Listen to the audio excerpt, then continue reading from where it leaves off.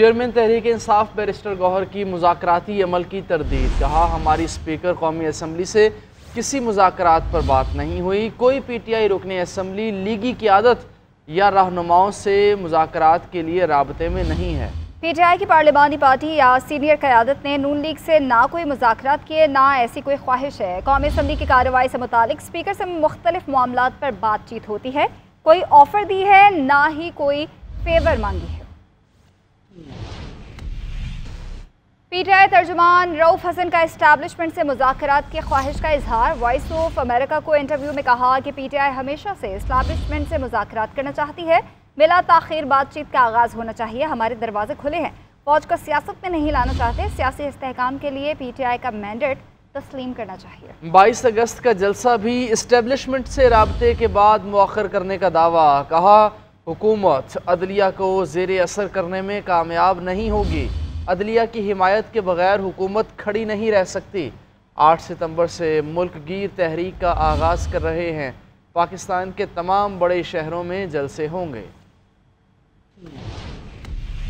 اور chairman senate یوسف رضا گیلانی کا سیاسی جماعتوں کو مذاکرات کی ٹیبل پر بیٹھنے کا مشورہ، کہا کہ مذاکرات اگر ہو رہے ہیں تو اچھی بات ہے، اختلافات بھلا کر متحد ہونے کی ضرورت ہے۔ قومی معاملات پر تحریک انصاف سمیت سیاسی جماعتوں کو مذاکرات کرنے چاہیے، وزیر اعظم شہباز شریف کو مذاکرات کو لیڈ کرنا چاہیے، انہیں چاہیے کہ آگے بڑھیں اور فیصلے کریں، پیپلز پارٹی تقسیم کی سیاست نہیں کرتے۔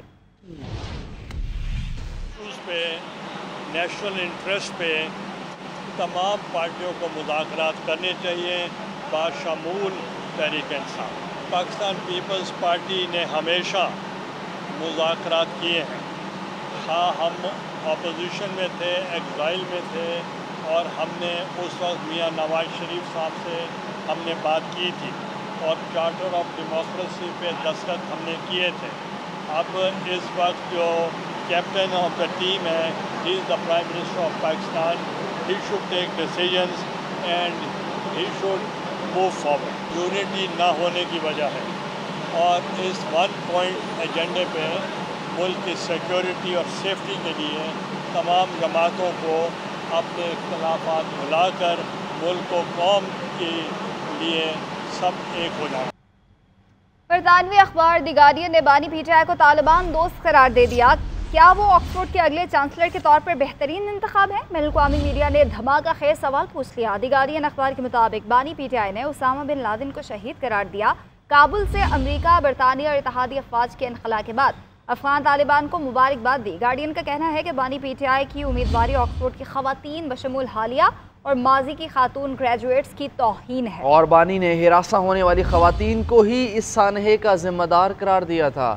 دی گارڈین نے لیڈی ایلش اینجولینی کو آکسفورڈ یونیورسٹی کے لیے بہترین امیدوار قرار دیا۔ برطانیہ میں مقیم ڈیلی میل نے بانی پی ٹی آئی کو ڈسگریسڈ سابق وزیر اعظم قرار دیا۔ بانی پی ٹی آئی کی بطور چانسلر نامزدگی آکسفورڈ کی خواتین کی توہین قرار۔ برطانوی اخبار گارڈین نے آرٹیکل میں لکھا ہے کہ بانی پی ٹی آئی کی آکسفورڈ چانسلر نامزدگی کی درخواست یونیورسٹی روایات کے خلاف ہے۔ انہوں نے خواتین کی تعلیم پر پابندی لگانے والے طالبان کی حمایت کی اور اسامہ بن لادن کو شہید قرار دیا۔ برطانوی اخبار گارڈین کے مطابق کیا طالبان دوست شخص کا چانسلر آکسفورڈ یونیورسٹی انتخاب درست ہو سکتا ہے؟ بانی پی ٹی آئی نے خواتین کے لباس کو زیادتی کی وجہ قرار دیا تھا۔ برطانوی اخبار نے بانی پی ٹی آئی کو اینڈریو ٹیٹ سے تشبیہ دیتے ہوئے لکھا کہ Andrew Tate social media influencer ہے جو خواتین سے متعلق متنازع بیانات دیتے ہیں۔ گارڈین کے کالم میں سوال اٹھایا گیا کہ آکسفورڈ یونیورسٹی کے چانسلر کی مدت 1 دہائی کے لیے ہوتی ہے اور چانسلر کو پورے سال خود کو دستیاب رکھنا ہوتا ہے، لیکن بانی پی ٹی آئی کو 14 سال سزا ہو چکی، وہ جیل میں ہیں، دستیاب کیسے ہوں گے؟ چین اگر مسلمانوں پر ظلم کر رہا ہے تو بانی پی ٹی آئی چین کی تعریفیں کر رہے تھے۔ بانی پی ٹی آئی کے آزادی اظہار سے متعلق متنازع بیانات یونیورسٹی روایات کے خلاف ہیں۔ یوٹیلٹی سٹورز کی بندش کے حکومتی فیصلے کے خلاف ملازمین سراپا احتجاج ہیں۔ ملازمین کا اسلام آباد میں ہیڈ آفس کے باہر دھرنا جاری ہے۔ ملازمین کہتے ہیں کہ جب تک مطالبات تسلیم نہیں کیے جاتے دھرنا جاری رہے گا۔ تازہ صورتحال کیا ہے؟ اسلام آباد سے اپنے نمائندے اکرام اللہ جویہ سے جانیں گے۔ جی اکرام۔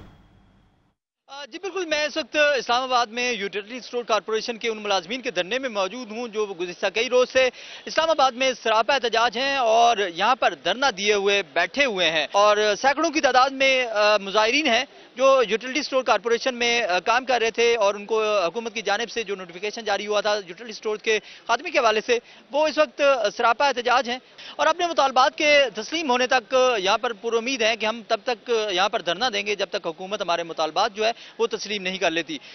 حکومت کی جانب سے یوٹیلیٹی اسٹور کو ختم کیے جانے کے حوالے سے ملک بھر سے یوٹیلیٹی اسٹور کارپوریشن کے یہ وہ ملازمین ہیں جو یہاں پر انہوں نے اسلام آباد کا رخ کیا ہے، اور اسلام آباد کے تجارتی مرکز بلیو ایریا میں اس وقت ان کا احتجاج اور دھرنا جو ہے یوٹیلیٹی اسٹور کارپوریشن کے ملازمین کا جاری ہے۔